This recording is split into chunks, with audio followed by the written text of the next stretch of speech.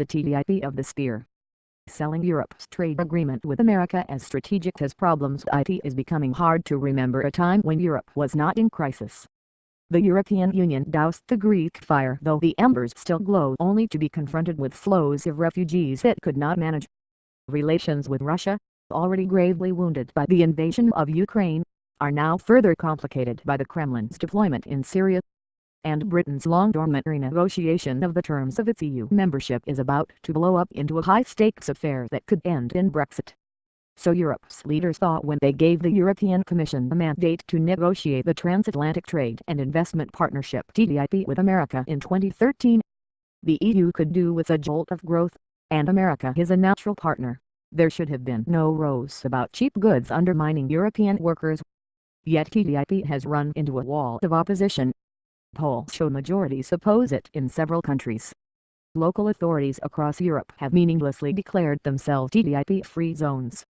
On October 10, at least 150,000 Germans marched in Berlin to register their disapproval.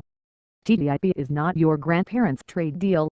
As with the Trans-Pacific Partnership (TPP), a recently concluded agreement between America and 11 other countries, eliminating tariffs is the smaller part of TTIP because there are few left to cut.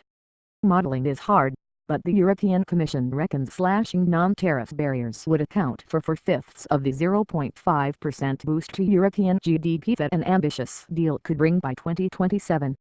These hurdles include equivalent but incompatible rules on matters like food testing and car safety, which make it expensive for American and European manufacturers to operate in each other's markets.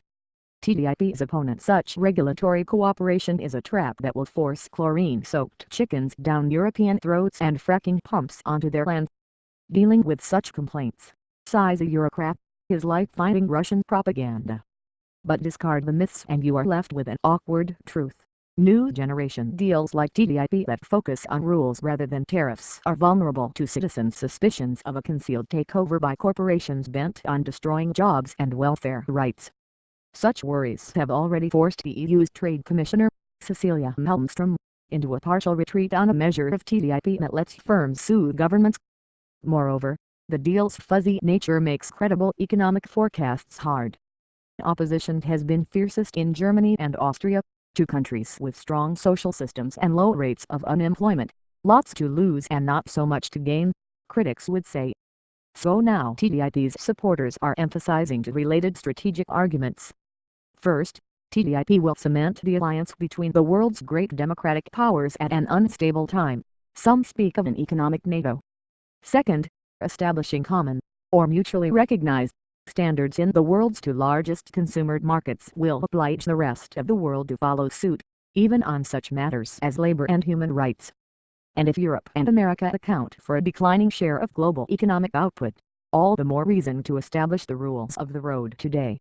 The new EU trade strategy launched by Ms. Malmström this week seeks to put such ideas into practice in new deals with countries like Australia and New Zealand, even if the details remain murky. Russia has been doing its best to undermine the TTIP talks, which suggests the negotiators are onto something. Angela Merkel, Germany's chancellor, is said to find the strategic case for TTIP more persuasive than the economic one, although as yet she has done little to try to win over her skeptical electorate. Yet there are plenty of dangers, too. If bilateral or regional deals draw on values rather than economics, there is a risk of alienating those left outside. Such agreements may end up poisoning the multilateral system, which is already sickly. Talk of an economic NATO may not appeal to those who do not much like the military original. Such people will recoil rather than rejoice at talk of tightening the transatlantic embrace. The EU's power regulations heads were knocked together at a recent meeting in Washington, and negotiators are hopeful that some sort of deal can be struck before the end of Mr. Obama's term in January 2017. If they fail, the next inhabitant of the White House may discover other priorities, and the deal could fall hostage to elections in France and Germany. That would undermine a European approach that awaits its first test. Unlike foreign policy, trade happens to be an area in which the EU wields real authority. But the EU's experts deal with phytosanitary standards and documentation requirements, not grand strategy. That the EU has started to think more seriously about trade as a tool of foreign policy suggests it has learned this lesson well. But it should be mindful of the risk.